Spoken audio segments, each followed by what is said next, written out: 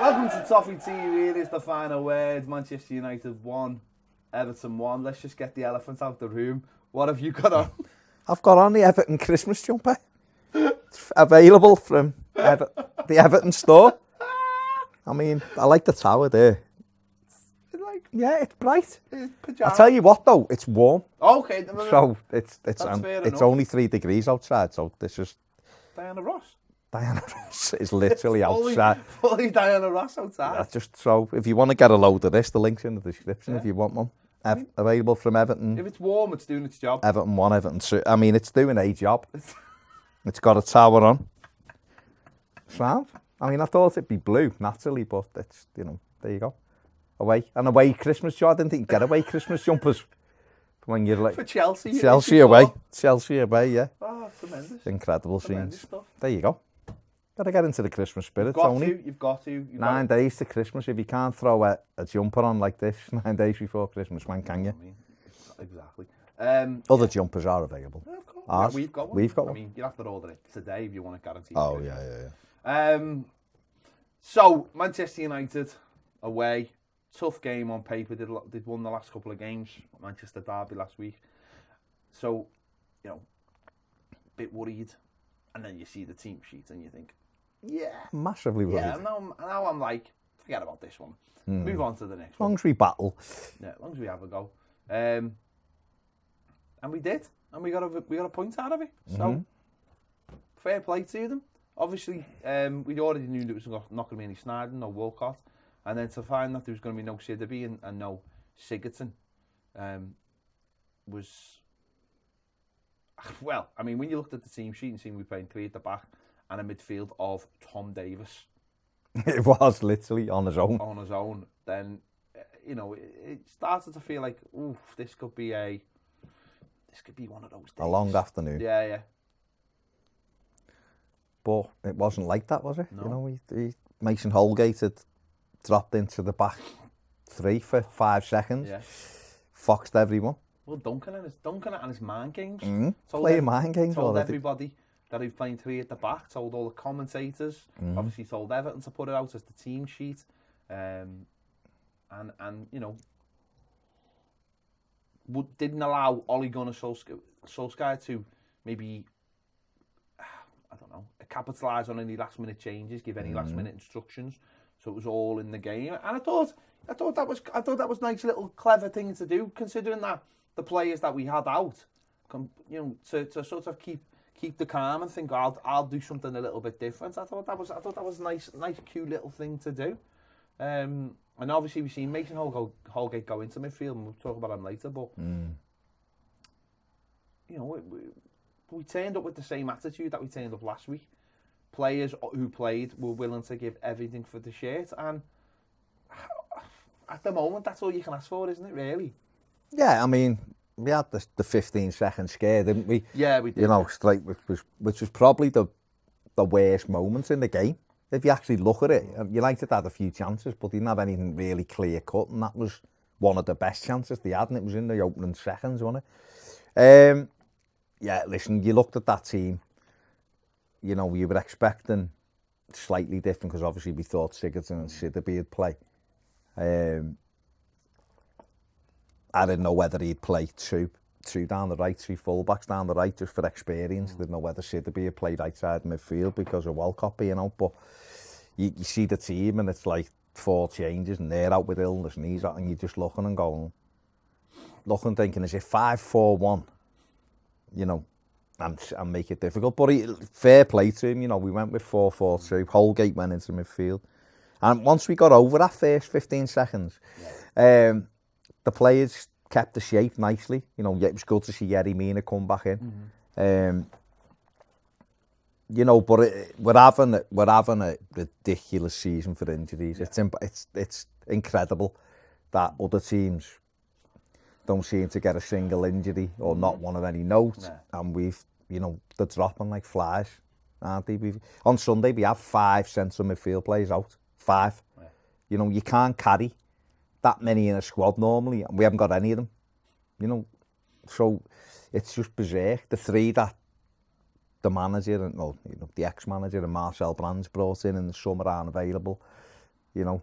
It's just absolutely mad. And then 15, 20 minutes in, we lose the left back, you know. And but it just shows that what he's been able to get across to the players and what he's been able to instill in such a short space of time is work rate and commitment. And almost every one of them seem up for the work rate and the commitment, don't they? And we've seen that with, you know, obviously James had given Dean a little bit of a scare a couple of times with his pace, but to lose him, it was. I mean, do you think it was a risk worth taking with Dean? He had been stiff. He had stiffness. I mean, in I his don't groin. know, because I don't know how bad it was, and maybe we trained on it and felt like it was going to be. At the end of the day, it comes down to the player, isn't it? Yeah. For an injury like that, a doctor can't. If a player, you know, do a fitness test and the player goes, some players will go, "Oh, I'm feeling this," and go. Dean has obviously gone, I'm all right, I'll be all right. And if a couple of things go differently, I can get through the game. He's made that choice himself. I suppose the only fortunate thing is he's one of the only positions we've got where we've got a ready-made replacement. Okay, maybe not ability-wise, but just in terms of obviously the age and everything, that it is different. He can't do the same job. But Baines used his head all game and was great. Do you know what I mean? He never put himself in a situation where he got in a foot race. So, and he got up and down as much as he could as well. I think, listen, at the end of the day, what Duncan has been able to instill is not only a bit of fight and a bit of passion, but he's gone back to basics, and he's put a shape in place. And I think it's something I've alluded to under various managers, is that as a team, we're starting off from what point, and we're trying to get from 1 to 10, and we're missing out all the bits in between, and that's what's been catching us out personally in the last few years, I think. And it was only Allardyce who instilled that, but he didn't want to get past 3. So, and was never really given the chance to get past 3. But you know, even in that season, he had his own opportunities, just refused to take them. What that grounding does is it allows you to be solid in every game, and it almost, you know, then, and this is what good teams do. This is what the best teams do, is they get back into the shape. They lose the ball, they get back into the shape. And this, obviously, we will talk about a moment in a minute, which might be one of the reasons why Duncan wasn't, you know, well, we all know. But it's about getting back into shape, and I thought that's what we did really well in this game. And it was like, it doesn't matter who you are. If you get back into your shape and you get numbers behind the ball, you're going to be hard to break down, especially against a team that likes the counter-attack. There was for like little spell in the first half, little 5-minute spell, where they got the ball over the top twice. Luckily enough, they were just enough wide not to be able to finish. Hates that straight ball, Michael Keane, doesn't he? Hates it, doesn't he? You've got to say, though, why were we creeping up the pitch? I think what Man United were doing in those moments was they were allowing us, almost daring us to creep up the pitch. And Liverpool did similar. And we fell into the trap, and it was only for a little 5-minute spell in this game that we did. And that was the only time, and you mentioned the first 15 minutes, but that was the only time I was really worried. Because I was never really worried when we had men behind the ball. Because I think we are one of those teams that if we get men behind the ball, it's when we're on the counter-attack that we get caught out. We've seen that against Brighton. We've seen that, we've seen that a couple of times. We've seen that against Leicester. It's when teams are running at us at pace that I am worried. But when we just sit back and allow teams to play on the edge of the box, I don't think it's that much of an issue. So for that little 5-minute spell, it was a bit dodgy, but we got through that. And then, as I said, the likes of Iwobi, the likes of Bernard, going forward, they weren't great, but they did get their shape back. And where I criticised Iwobi last week, he was still the same. He wasn't great on the ball, but this week it was a lot better. He was just getting in and around, and Bernard was doing the same. And that's hard for players who were attacking-minded players. They don't want to do that work. They just want to get up the pitch and then jog back.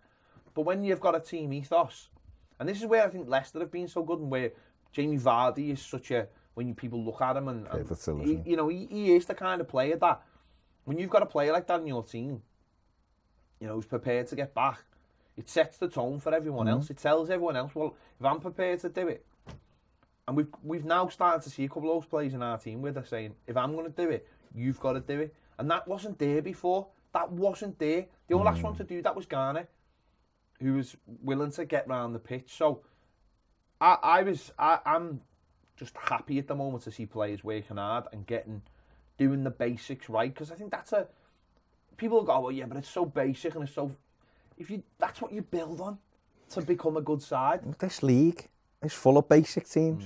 It's absolutely full of basic teams. You know, Liverpool are great.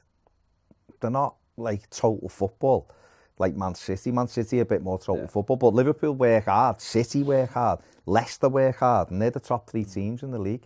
Everybody else, for me, is quite basic. Man United are 5th. They were 5th before yesterday, and he dropped the place, didn't he? But they were 5th before in the top 5 going into this weekend. Are they amazing? No, they've got some really good attacking players like Rashford, but he was nearly in it, was he? You know, Daniel James was their biggest outlet. Greenwood did well, the kid, when he come on, but Martial didn't do it. So we snuffed them out quite well. After that, United are much of a muchness. They've got a great goalie. Maguire's all right, and Wan-Bissaka's a good player. The rest... That's why he brought Mata on. Yeah, to try. Didn't have anyone in midfield to open the game up, because we got men behind. But there's a lot of teams like that. So if you get your bases right, Sheffield United are 6th or 5th or something. 5th. They have just got a base now. Okay, to win things, you have to have more. We know that.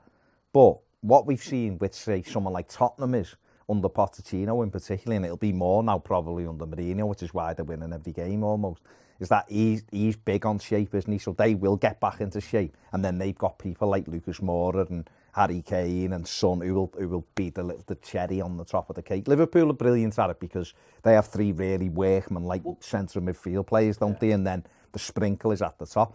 What I think where we've gone wrong is, and there's nothing wrong with the idea. The idea is right. Bring in young, youthful players who are good on the ball, good in possession, and we'll build a team together. But if you don't know how to dig in and get results against games when it isn't coming off and things aren't working, you quickly lose football matches. Arsenal have a similar thing.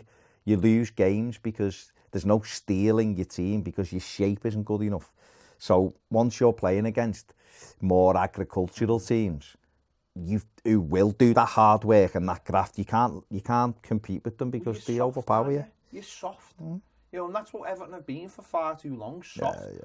Soft touch. That's why the likes of Sheffield United could come to Goodison, sit behind the ball and then spring us. All we're doing at the moment is what we did yesterday is what those teams did to us. Okay, nicking a point here, you know, and that's what you've got. Like, you know, Sheffield United have got maybe a couple more wins than us.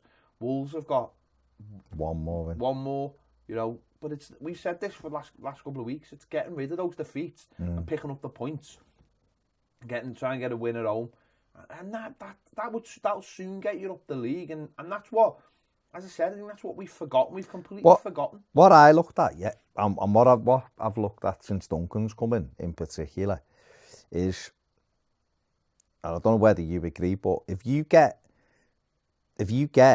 your basic instruction as we work hard, once we've got our full complement of players, if they still work as hard, we will fly. Because ability-wise, Everton have got a hell of a lot of ability in that squad. What was missing under the previous manager was the basic stuff, like you've just said, no issue, me, and other people will be different because you see it, but because I think the problem is we haven't been conned, but we've been fed, and we know what it's like when media feed you stuff with everything, as we've seen in the last 4 or 5 days with other incidents, other things that have gone on, dark days. When you're fed a common message, you believe it, or people subconsciously believe it, and we've been fed this message that you have to play football like Manchester City. City are great at what they do.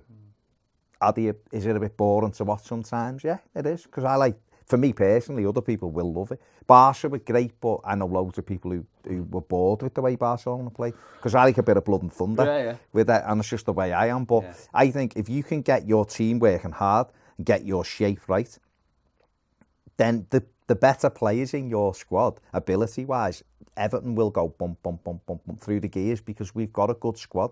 But without that message coming through that you have to work and you have to press and you have to get into your shape, just because you're a top player doesn't mean you don't work hard. Messi works hard. Ronaldo works ridiculously hard.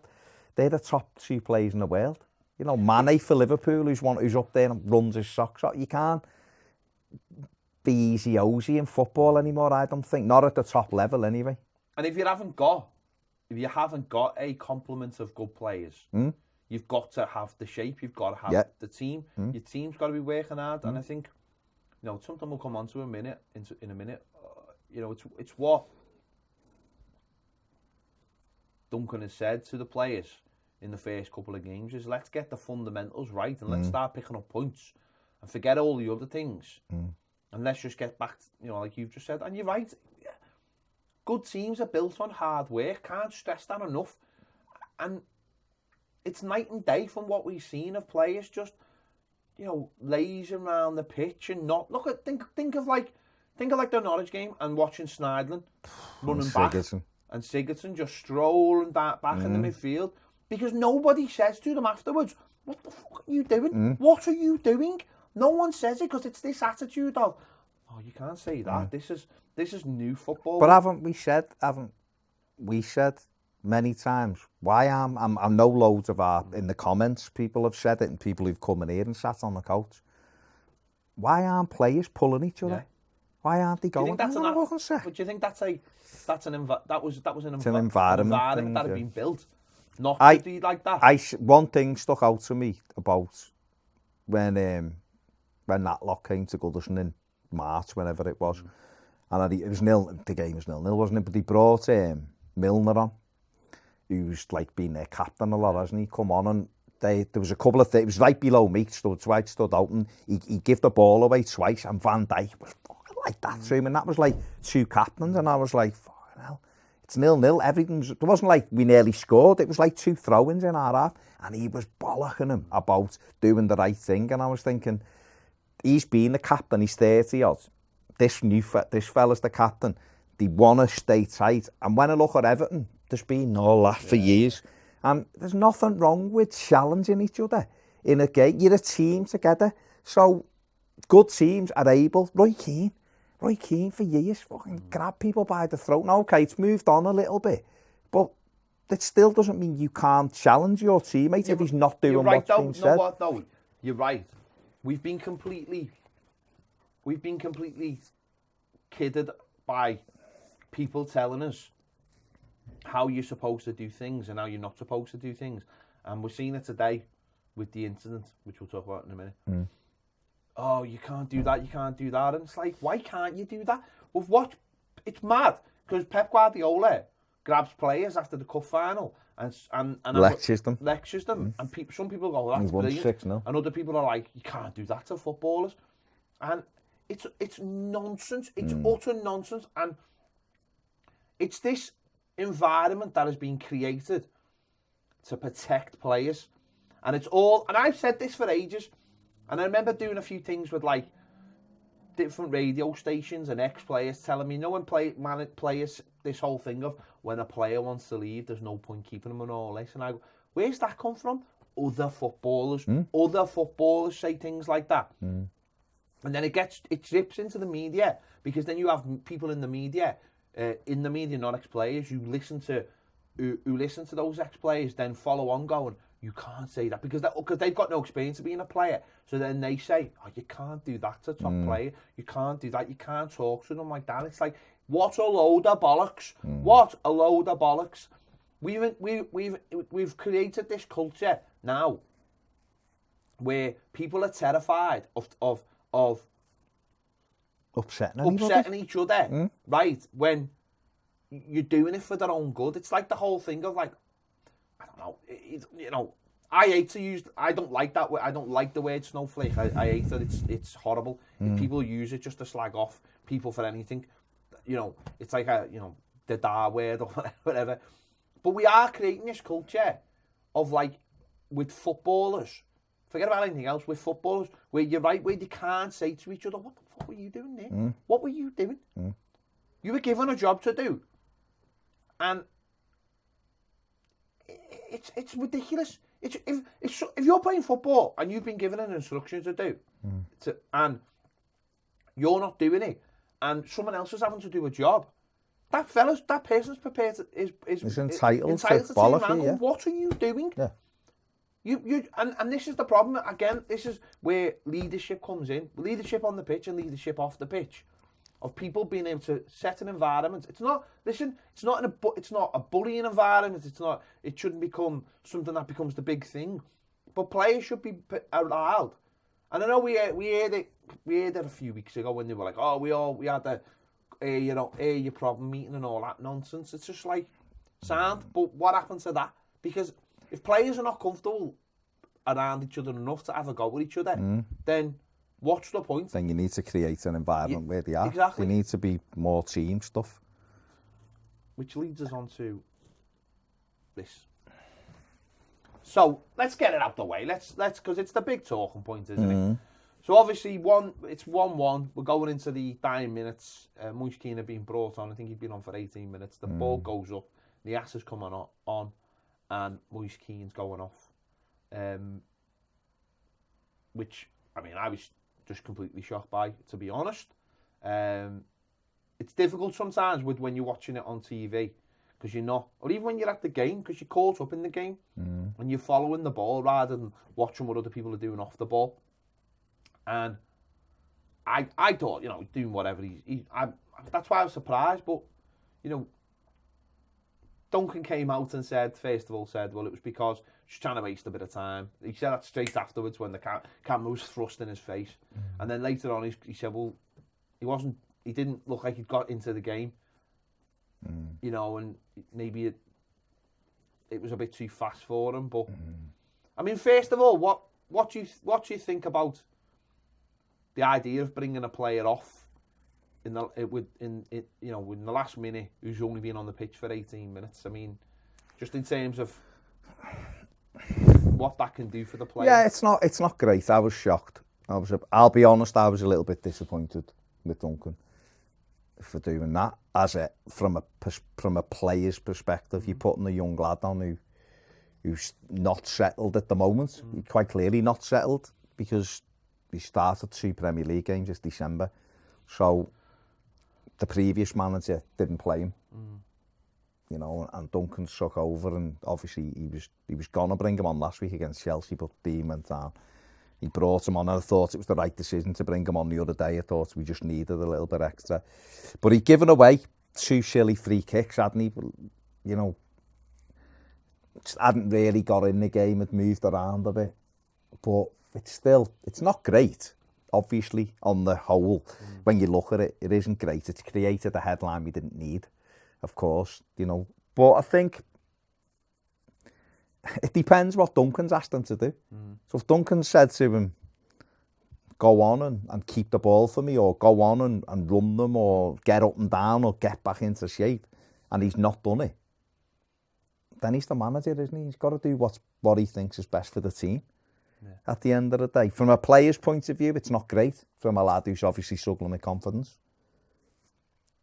But then that can be sorted by, hopefully Duncan will sit down with him and have a one-to-one, which I'm sure he will, and explain to him, A, what's expected of him, and B, that, it happens. We've seen, remember, Mourinho done it to Mata in the Charity Shield, put him on and then took him off again in a Charity Shield game. And was like, oh, it was just a tactical thing, and you're like, it makes a headline because a sub doesn't normally sub. Howard Kendall did it to Neil Adams in the Charity Shield 97. Yeah. Took him off. Both ones took him off. He won a league medal. I think it's happened to, there was a big list of them, and it's happened to a few players, and I think the reaction to it's been farcical. I really do. I think, you know what it is, right? If it had been Niasse, no one would have said a word. If it had been Dominic Calvert-Lewin, no one said a word. If it was Tom Davis, no one had said a word. It's just because he's obviously come with a high profile.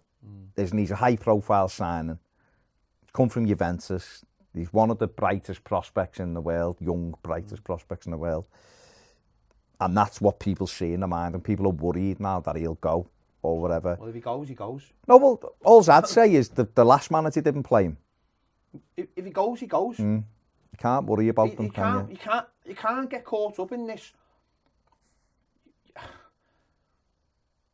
I looked at it and I just thought, the only thing, I've seen a few comments about it from But what did you think after? Forget the comments and forget I just thought it was Duncan's weird. explanation. I just thought it was weird. But I just thought there must be a reason for it. And I looked the way Duncan... A lot of people have said, oh, Duncan... And I seen last night, it was on like Match of the Day too, and Jennings, and like not bothered the sub.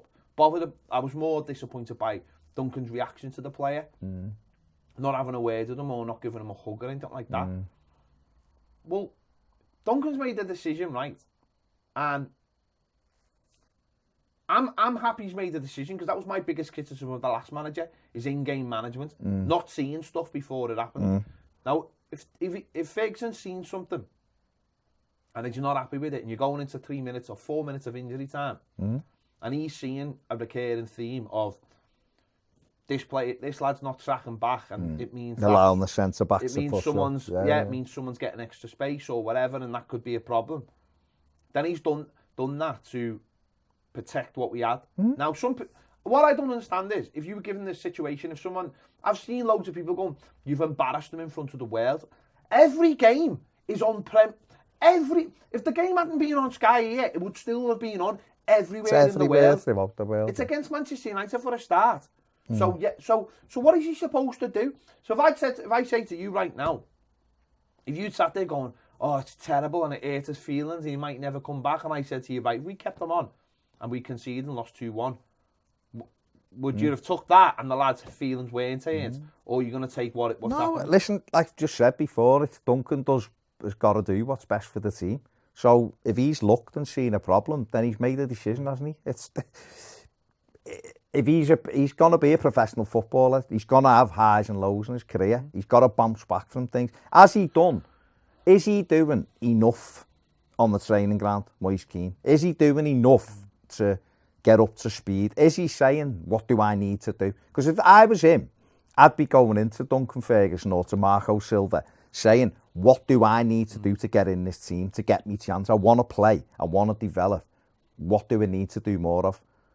Right, now he might be doing that for all I know. I don't know anything about what goes on at Finch Farm with him. But what I would say is, normally when a manager doesn't play yet and then the next manager doesn't play yet, something you need to be doing a bit more than what you're doing. You mean like Adam Ola-Luckman?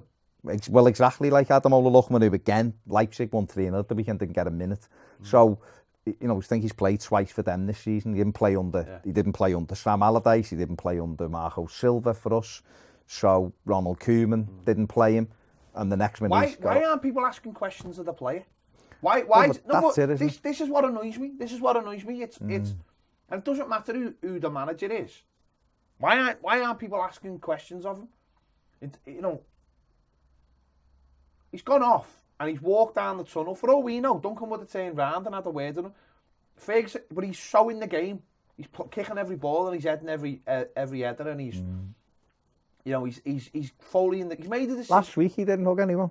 When took Richarlison off. Richarlison went off, he didn't go to Richarlison. I thought at the time it was a weird decision, but he made the decision. And that's all you want from your manager. But I looked at Richarlison because he was shaking his head as he walked off last week. Ferguson didn't even look at him. Richarlison just went and sat on the bench. Then he grabbed him and praised him at the end. Wait, if he grabs hold of him and gives him who's he doing it for? He's doing it. Is he doing it so you don't feel uncomfortable with the situation? So you don't feel embarrassed by the situation? Duncan hugging him when he come off, what would that have done? Exactly. It might have actually made it worse. Yeah. Come here, lad, I'll give you a hug. He might have gone, the fuck you do? And then there's a big scene, isn't there? The best thing to do is to sit down with him at Finch Farm and go, this is the reason why I think you're a good player, which is what he said. He says you're a good player, he'll come again. You know what, he'll be sound. You sit down with them and you say, look, you weren't doing this, this and this.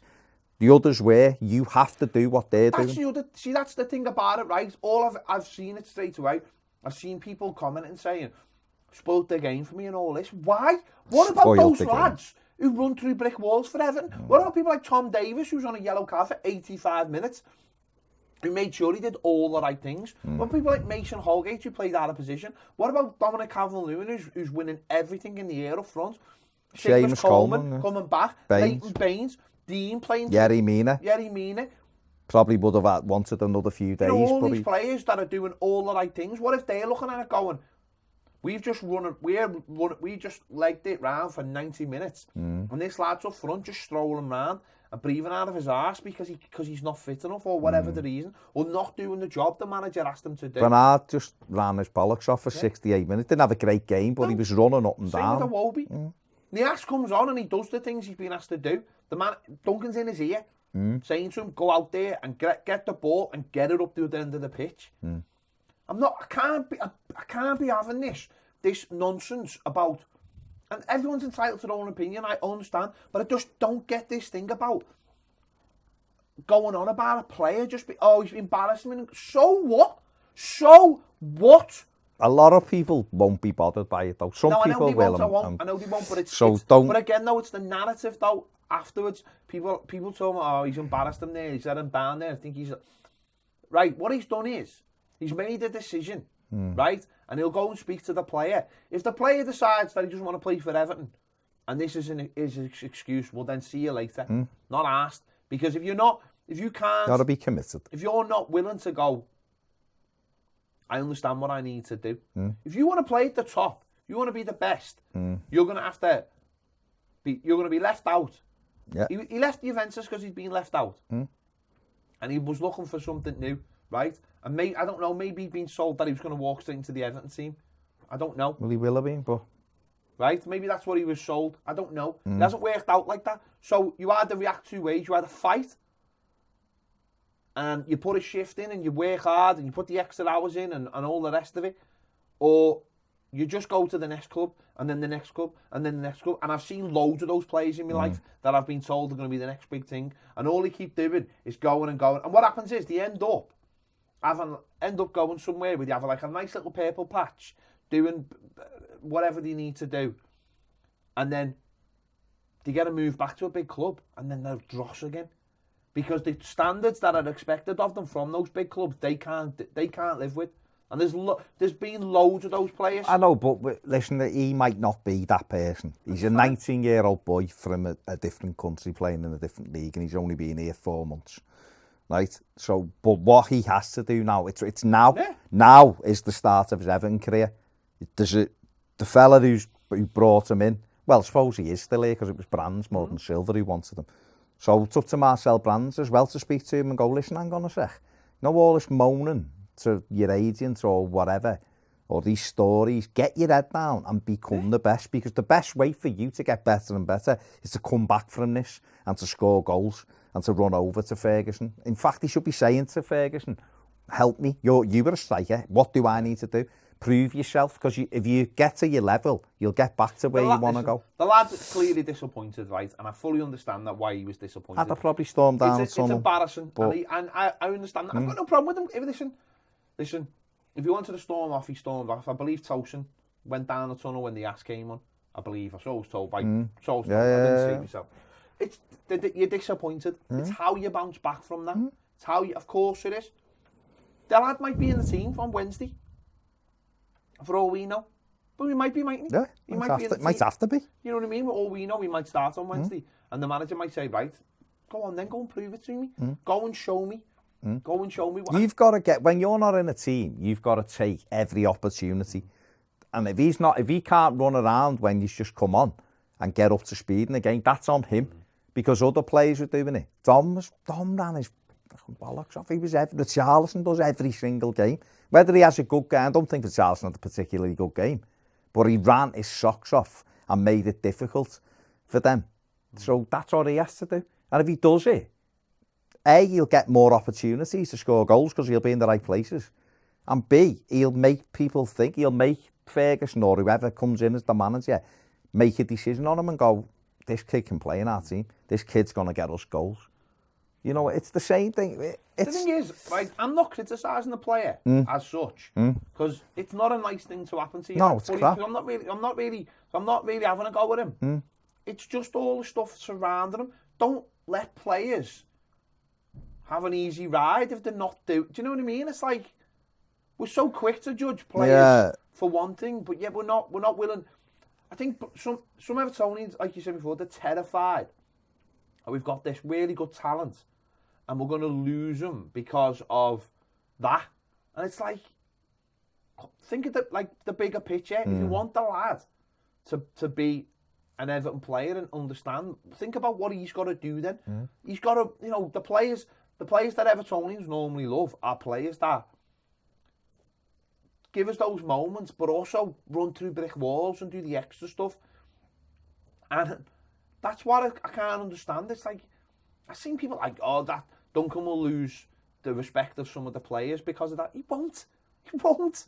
Because the players on the pitch will look at it and go, well, if he wasn't doing his job and I am doing his job, doing my job, then he's letting the side down. Surely it'll make them think, if I don't do my job, I'll be dragged off. Yeah. Dominic Calvert-Lewin done his interview on the pitch after the game and was praising Ferguson to the hilt. So I don't think... Listen, it's a warning as well. It's a war. I've seen Alan Shearer talking about it and he was like, it happens. It's up to the kids to bounce back. What it is it's a warning to every other player. I don't care who you have. You don't put the shift in, you're off. You're going off. It can't afford standards to drop. It's the way it is. The lad will sink or swim now. Yeah. It's up to him. It's up, like you said, if he's not prepared, and I'm not saying he isn't, and I hope he does, because I like him. I've seen a lot of him last season. I think he's a good prospect. But it's sink or swim. I say, knuckle down. Yeah. And prove Duncan wrong. As I say, it's not a nice thing to happen. No, it's not. But you've got it. But this whole thing of like, oh, ruin the what be it? Listen, football. The good thing about football is there's always the next game, right? And there's a game in a couple of days. So what you do is, if you're in, you go in today, you run your bollocks off. You go in tomorrow, you run your bollocks off, and you say to the manager, "I want another chance. I want this. What do I have to do?"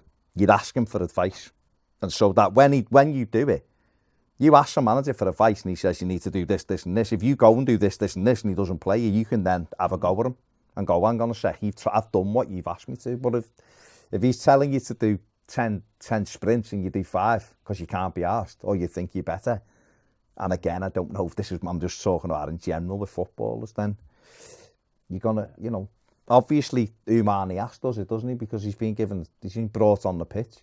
So obviously in training, he's running around like a lunatic. So Duncan's gone, right, I'm going to bring him on because I know he'll run around like a loon. Now, he's miles better than Niasse, of course he is. But it's no good having all the abilities. What I used to say about Lookman, it's no good, which is why Walcott always played over Lookman, because Walcott would do his job.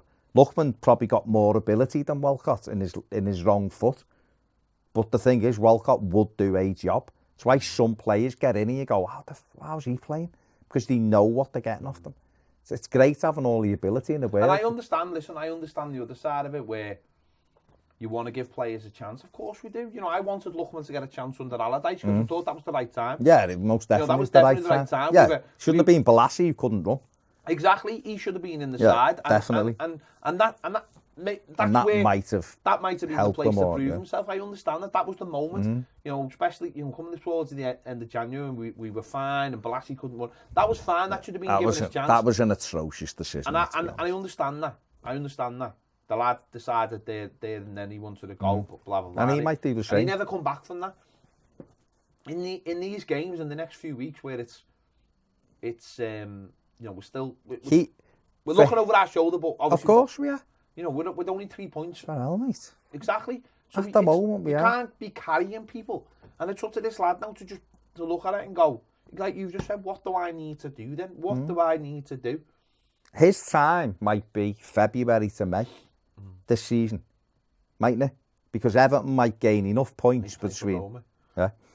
But Everton might gain enough points between now and February that we can look in February and go, another couple of wins and we'll be all right. Then you can start looking at, for all we know, Ancelotti might come in this week, and Ancelotti likes him. So he might, in 3 weeks, he might be the language and knows how to get his points, and he might be the centre forward in 3 weeks. So Duncan's trying to get us points now because we're in the mire. Let's be honest, we're not in the top 4 or 5, so we're in the mire. Someone said to me, well, Duncan's going to be in trouble for doing that. I was like, well, who would? He was like, Brands. I was like, what? Why? Duncan's the manager. He has to make decisions, make split decisions. And Duncan knew what might be there today going, I could have handled that a little bit better. He might be. That's the way it is, isn't it? But he'll learn from that. Yeah. He'll go, I could have handled that a little bit better. It's all in the moment. But he won't be in as much trouble as Brands if we get relegated. Yeah. Because Brands will be chased. Or we're not picking up points. Brands will be chased. He's bought these players, and if these players aren't good enough to get us in the top 6 or 7, questions will be asked of him. So Duncan's doing the job at the moment, and it's got us 4 points out of 6, and that's all we can. We move on. We move on. But yeah, we talked about a couple of young players there. I think Mason Holgate was actually moved into midfield. Obviously, he's brilliant. He was just brilliant, wasn't he? Because he was so. He's obviously a very talented footballer. I think we've always known. I think we've known that since the day he came. Always had question marks over his position, centre back or right back. I think he likes centre back. We know he likes centre back more. And you know, some games like last week he was brilliant. I think it's when he concentrates, when he's fully concentrating on the game. We see his best performances. Sometimes when he just, I don't know, you know, he just takes his eye off the ball, literally. He can be caught out. But certainly this week, you know, playing that centre midfield, only having a few hours, I thought the way he approached it was brilliant, because it was like, oof, I'm going to be on the ball loads in this game, and I want to do that.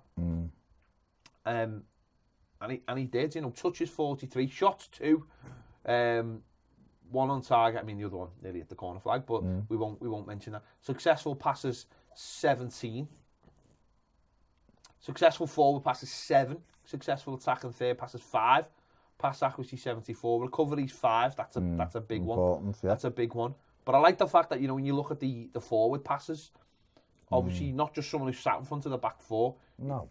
Which you can't do when you're playing in a 4-4-2. Fouls suffer 4, clearances 3, shots blocked 2. So to play in that role in a 4-4-2 where you can't really go missing, alongside Tom Davis, 2 young lads in the centre midfield. At Old Trafford. Where, ironically, didn't he make his debut for Everton in a friendly? Was it Wayne Rooney? He'd already played. But Koeman played him in a 3, and he was very good. I just thought for the play, he'd only had a few hours, I just thought he was excellent. Yeah, he was my man of the match. I thought he was outstanding in there. Give us a base to build from, didn't he? Especially when you were looking the team and thinking it was going to be 3 at the back and all that, for him to go and sit in that midfield and got on the ball, was competitive, great in the air, won loads of headers in that midfield area, and got involved as much as he can. I mean, he had that shot edge of the box which De Gea saved. Yeah. He had the cross shot which De Gea had to push over. In fact, did we score from that? Or... No, but that was early on, wasn't it? Sorry, yeah, which De Gea tipped over. So he got involved in the game, done a great job, and the discipline was there, and you know, he got about the pitch. We know he's a good footballer, he's good on the ball, and he's becoming an important member of the team now. Yeah. Really is, whether that be centre back.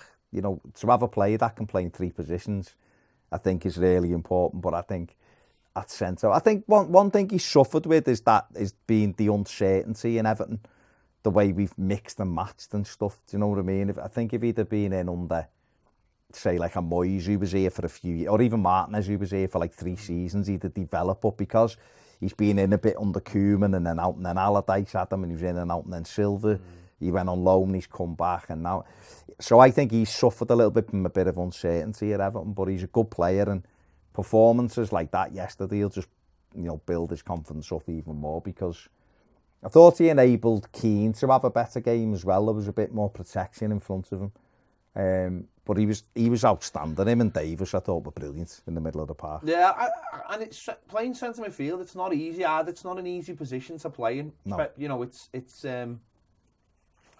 requires a lot of discipline playing in the centre midfield, following your runners, and that's something you do a lot of the game. Just follow your runners about, and you know, because how many times we see a player coming in late. You know, we seen Richarlison do it last week against Chelsea. Play, and we've seen it against Norwich as well. Them scoring against us, breaking from because when you watch it again, you don't always realise that the players come from deep, and that's because a midfielder hasn't tracked them. And I thought he did that brilliantly yesterday. He just added a little bit of protection in midfield, but on the ball he was great. There was one where the ball come to him and he sort of just let it go through his legs and then got there before and nicked it. And it was, you like that. I held me breath, You like that, but to him, he's just like, I can do this. Well, he done his Cruyff as well, didn't he? And sent thingy to shot McTominay because he likes the Cruyff. He's a good footballer. I like him because he's got a bit of need. If it kicks off, he's one of the first in. I really like him. The more we can keep him in our team, I think he'll grow and we'll have a hell of a player. Well, he's got that little bit of arrogance. I believe he's got that little bit of arrogance off the pitch as well. If I like that though. You know, I like that. Dominic Calvert-Lewin's he doesn't like his dress sense, does he? As well. Oh yeah. Yeah. Well, the other thing. The other thing. But no, I think he's great. To be honest, I'd always find a place in our team for him. But that's it though, isn't it? But what was great, you just mentioned there, he's playing alongside Tom in midfield. Tom obviously had the yellow card early on, which was a bit silly. I think he went for the ball. He did, but it was it was silly. He went for the ball, got there late. Although Lingard's was worse. Yeah, Lingard's was like that, and then Lingard did another one and never got booked for it. That's it. Keane should have gone down there, don't roll around. Yeah, I would have done. Yeah.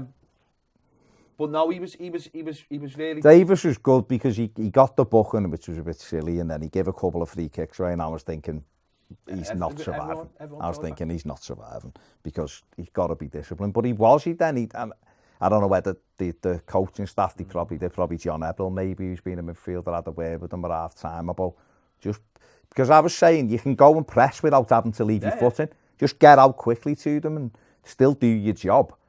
And he did that second half. He was great. The pair of them, listen, you see that midfield of those two going there and you were like, they've never played together. They're both young lads anyway. And, you know, when I thought Iwobi had a good game. And Duncan gave him said after the game, it was unbelievable. The effort he put in. He was everywhere, running everywhere. People, he's for a small section of people, he's become the new person to have a go at, no matter what he does, which is I find berserk. I absolutely find berserk. I thought last week he was, as I said, I thought he was brilliant last week. I thought last week in possession he was poor, but because we were at home.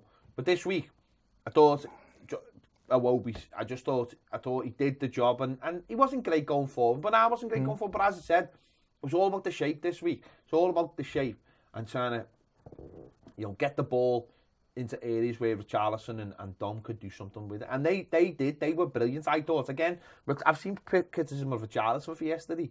I don't think he played particularly well. He wasn't a threat at all, but he worked his socks off. And what he does is, because he's a handful, it means that they're unsettled at defence, because he doesn't leave you alone. There was one, in fact, his defensive work was brilliant. He got back and bundled two off the ball, just pure strength. But what I mean when I say I didn't think he had a good game, an attacking sense, was that he's normally involved a bit more. Do you know what I think he did yesterday? One, he should have had a shot though. What he did yesterday was, he tried to, he was going on Wan-Bissaka, wasn't he? And Wan-Bissaka did him a couple of times. And it was like the challenge was there. It became almost a personal. He couldn't leave it, could he? Couldn't leave it. No. And if he had left it, because Wan-Bissaka is probably the best. He's a brilliant tackler. He's the modern day Tony Hibbert. He is. Let's get it right. Shite in the rubbish in the final third. He's the modern day tackler, isn't he? But one-on-ones, he's brilliant. Yeah. He doesn't mind diving. Loves a recovery tackle, doesn't he? Doesn't mind diving in the box. And Richarlison had it was a battle. He done this against Watford, Richarlison. Yeah.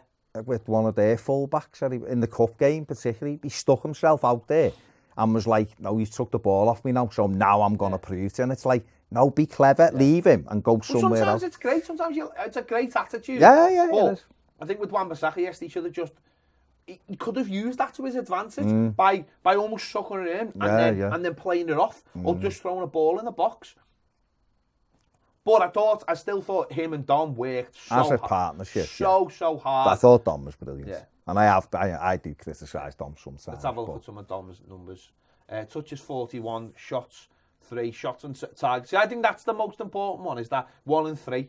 1 and 3. He had 6 last week, didn't he? I think he got 4 on target, so he's had 2. And away from home today, he's had... So 1 and 3, I think, is the what you should be looking at, really. And if... and also, like... Wan-Bissaka recovery, look. Also the goal. When you look at the goal and it's a corner and easily... Again, he's leaning on the goalkeeper, and he gets... We got to the rubber the green there, but we haven't. Sometimes you'll get that, sometimes you won't. You know what I mean? Well, Sheffield United at home, was the same goal. I've said that loads of times, though. Right, how many times do you see a ball going to the box and the keeper just catch it, and you just think... No pressure on him. No pressure on him, because sometimes you will get the look. Sometimes the ref yesterday looked at the goal and went, well, you came out like that. Yeah. Why should I give you any benefit though? You've come out like that. He's come across, and why should I protect you? It hasn't gone in because of that. It's gone. The ball was over you anyway, and it's hit the lad. Yeah, he wasn't getting there anyway, was he? Come out with it, ridiculous. But Don's leaning on him and creating that uncertainty. I think that's what he's done in the last 2 games. He's put himself about where defenders are like, I'm not going to get an easy day today. And soon as, and again, we talked about Vardy before, that's what Vardy created. That's the thing Vardy started to do. He started making it really uncomfortable for defenders. And listen, defenders are defenders for a reason. It's because when they first start playing, they're not as good as attackers. It's the truth. No, it is, isn't it? And they don't... when they're on the ball and no one's pressing, they look great. They get it and they can knock the ball. 60-yard pass. You've got a defender, if you've got a striker, he runs over and puts them under pressure. Are they still going to do 60-yard passes? No, they're not. They're going to put it out or do something that gives you the ball back or allows you to get in a position where you can win it back. The most important thing is putting doubt in a defender's mind. That's what you have to do. And I don't think he's done that enough. But the last couple of games he has put himself about. Successful passes 13, successful attacking third passes 8, pass accuracy 65. But that one there, aerial duels 1 8. That's brilliant. The spring's unbelievable. That's phenomenal. That allows you so that you're not needlessly kicking the ball away. So you have got an out ball, which is all we've asked for, isn't it? Whether it be a ball over the top or in winning the ball, it gives you an out ball.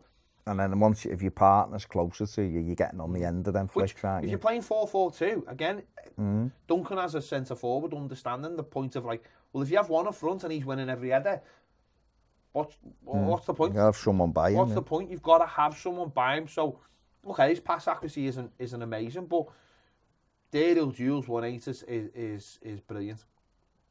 Fouls suffered 3, header clearances 2, again defensively. Successful dribbles 1. The passing accuracy though as well will be including when he's flicking stuff off. So sometimes it'll come off and sometimes that dribble, I think that might be the one where I was actually, when we broke, and he broke on the right, but he chose to go up the left, and Richarlison then hit that space on the right, and I was thinking, if you could get... There was another one when we had that as well. Obi couldn't hit it against the defender. He was in. We were in, weren't we? It was in, wasn't it? It was in, and if they could have got it to him, it blocked. They got blocked. If he could have clipped it, he was at 1-0 as well. He'd have been in on goal for 2-0. But no, listen, he's come on leaps and bounds. Obviously, we know that. He's criticised for not scoring enough goals. We know that as well. Yeah. But he's got 2 in his last 2 since Duncan took over. And he's a handful. And when people write him off and go, he's a championship, he's not a championship player. He's a good Premier League striker. Can he be a great one? Only time will tell. He's 22. But the more performances he puts in, like yesterday, where he makes people uncomfortable, other people, even if he doesn't score, other people will benefit from it. And we've seen it with the goal. Okay, he could have been pulled up. But like I said, it was the same goal Sheffield United got at Goodison. The foul on Pickford, which they went, well, Pickford's gone like that, so he's not going to get it. It's the defender goes in, it Mina went in. We had the same thing, and that's because he's made that jump. He's gone and made himself, big. And there was a couple he come from, as the ball come, he just run across and flicked it on, and he ran after a couple of his own headers. And when you know someone's that good in the air, it puts it into the mind. But also when you're under the cosh as well, there's nothing worse, and this is maybe where the Moise Keane thing comes in again. There's nothing worse than when you're playing football and you're defending, and it's coming back and it's coming back and it's coming back, and you're watching your centre forward needlessly give the ball away when all you want them to do is just get you up the pitch. Breather, get up the pitch. You can't, they scored when essentially they put us under the cosh for 5 to 10 minutes, and in the end, it took a really good finish. Yes, it will. And it went through a couple of legs, and Pickford's probably a little bit unsighted. I still thought he could have got over quicker. His feet movement, maybe. I'm not a goalkeeping coach, but it was right in the corner. It was right in the corner. It was a great finish, proper striker's finish, proper I mean, the kid Greenwood, he looks like he's He's got lively, he looks like he's got that little bit of thing. He's got that little thing where he can just finds the space and then knows where the goal is, and that's one of those things that's very, very rare. But after they scored, I was thinking at 1-0, if they score, they'll get Gonna 2. be angry on. They'll get 2. But once they scored, it was us who took the game to them. We looked. I thought we might nick it because we did. We kind of. I don't know what. I don't know whether it was Dunk or whether they just had the belief or they didn't have the belief. I don't know, but whatever it was, we had the Iwobi one where he went on and hit it, and De Gea's had to make a really good save, and we had a couple of corners that just didn't drop for us. There was one they headed against each other, and it ricocheted right to their player, and you were like, as if that could have gone anywhere. But and we had the Baines, had the free kick, which he even said himself it's a bit far out, didn't he? And he overhit it. But you're right, there was nothing when he put the board up for 4 minutes, and you're going, oh God, but they didn't have anything, did they? They had nothing. So, I think we were good value for the point. Yeah, easily. I know they had a lot of shots, but Pickford's the only real save I can remember. He made a good save from a free kick in the first half from Rashford.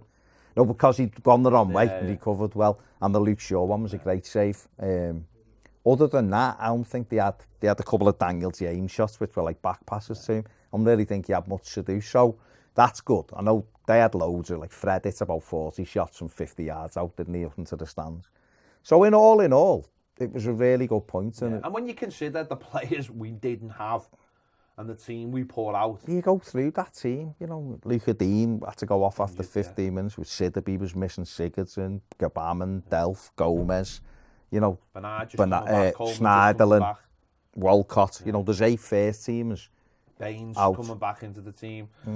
Mina coming back into the team. I know he's only missed 1 game, but players. What I like about it is that the players who are playing are just gone, I'm playing. So therefore, it's knuckle Isn't down. It? Don't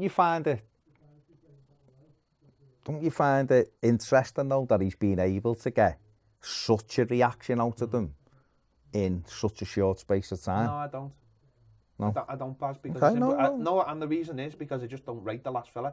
No, I know. No, but I mean, I genuinely mean that. I think all the pieces. I think in 2 games, this fella's shown how inept he was at doing the things like that, like fitness and communication and understanding what it takes to get a reaction out of people. And I think, listen, you can be a great coach, and Silva might be a brilliant coach, or for all I know, and the players might love his sessions.